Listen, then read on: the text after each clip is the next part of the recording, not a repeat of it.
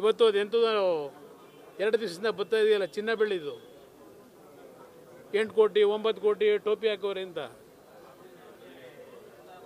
ಯಾರ್ಯಾರು ಏನೇನು ಪರಿಸ್ಥಿತಿಗಳಿದೆ ಅದರಲ್ಲಿ ಸತ್ಯ ತತ್ತೀರ ಹೊರಗೆ ಏನೇನಾಗಿದೆ ಯಾರು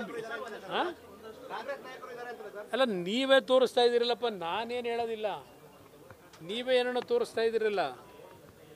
ನಾನು ಕೇಂದ್ರದಲ್ಲಿ ಏನಾದರೂ ನಮ್ಮ ಜನಕ್ಕೆ ಒಳ್ಳೇದು ಮಾಡಬೇಕು ಅನ್ನೋ ದೃಷ್ಟಿಯಿಂದ ನನ್ನ ತಲೆ ಆ ಕಡೆ ಇದೆ. ಈಗ ನೋಡಿ, ಉದಾಹರಣೆಗೆ ಪಕ್ಕದ ಆಂಧ್ರ ಪ್ರದೇಶದ ಮುಖ್ಯಮಂತ್ರಿಗಳು ಒಂದು 10 ಬಾರಿ ನನಗೆ ಫೋನ್ ಮಾಡಿ, ನೆನ್ನೆನೂ ಸಹ ಪ್ರಧಾನಮಂತ್ರಿಗಳನ್ನು ಭೇಟಿ ಮಾಡಿದ್ರು, ನನ್ನನ್ನು ಭೇಟಿ ಮಾಡಿದ್ದಾರೆ.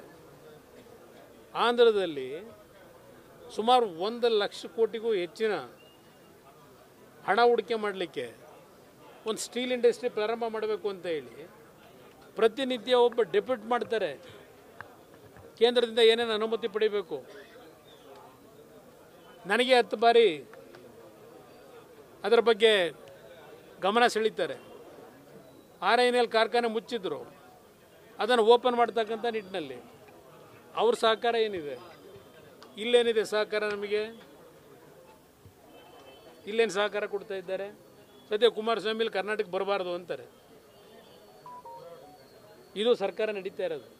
ಇಲ್ಲೆಲ್ಲ ಹೋಗಿ ಅಲ್ಲಿ ಬೆಳಗಾವಿಯಲ್ಲಿ 100 ವರ್ಷದ ಶತಮಾನೋತ್ಸವ ಕಾರ್ಯಕ್ರಮ ಗಾಂಧೀಜಿಯವರ ಹೆಸರಿನಲ್ಲಿ ಮಾಡಿ ರಾಜ್ಯದಲ್ಲಿ ಗೂಂಡಾಗಿರಿ ವರ್ತನೆಗೆ ಅವಕಾಶ ಕೊಟ್ಕೊಂಡು ಗಾಂಧೀಜಿ ಹೆಸರು ಉಳಿಸ್ತೀರಾ? ಅದು ಕೋಟ್ಯಾಂತರ ರೂಪಾಯಿ ಜನಗಳ ದುಡ್ಡದು.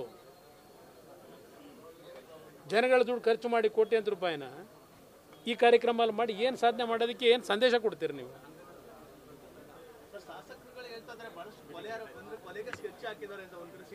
ನಾನು ಅದಕ್ಕೆ ಹೇಳಿದ್ದು, ಇದು ಒಂದು ನಾಗರಿಕ ಸರ್ಕಾರವಾ?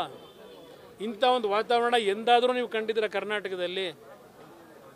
ಈ ರೀತಿಯ ವಾತಾವರಣದಲ್ಲಿ ಮುಂದಿನ ದಿನ ಎಲ್ಲಿಗೆ ಹೋಗುತ್ತಿದ್ದು? ಇವರೇ ಪರ್ಮನೆಂಟಾಗಿ ಅಧಿಕಾರದಲ್ಲಿ ಇರ್ತಾರ?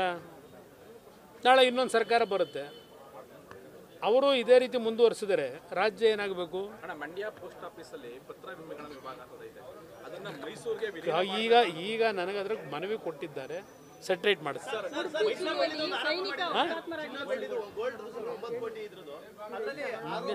ನಾನು ಆರೋಪ ಮಾಡ್ತಾ ಇಲ್ಲಪ್ಪ,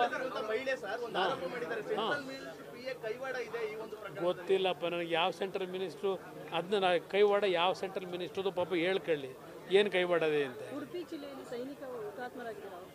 ಈಗ ಉಡುಪಿ ಜಿಲ್ಲೆ ಒಂದರಲ್ಲೇ ಅಲ್ಲ, ರಾಜ್ಯದ 5 ಜನ ಏನು ಆ ಅಪಘಾತದಲ್ಲಿ ತೀರ್ಕೊಂಡಿದ್ದಾರೆ, ಅದ್ರಲ್ಲಿ 3 ಜನ ಕನ್ನಡಿಗರೇ ಇದ್ದಾರೆ, ಸೈನ್ಯದಲ್ಲಿ ಕೆಲಸ ಮಾಡ್ತಾ ಇದ್ದಂಥವ್ರು. ಆ ಕುಟುಂಬಕ್ಕೆ ಎಲ್ಲ ರೀತಿಯ ದುಃಖ ಭರಿಸ್ತಕ್ಕಂಥ ಶಕ್ತಿ ಭಗವಂತ ನೀಡಬೇಕು.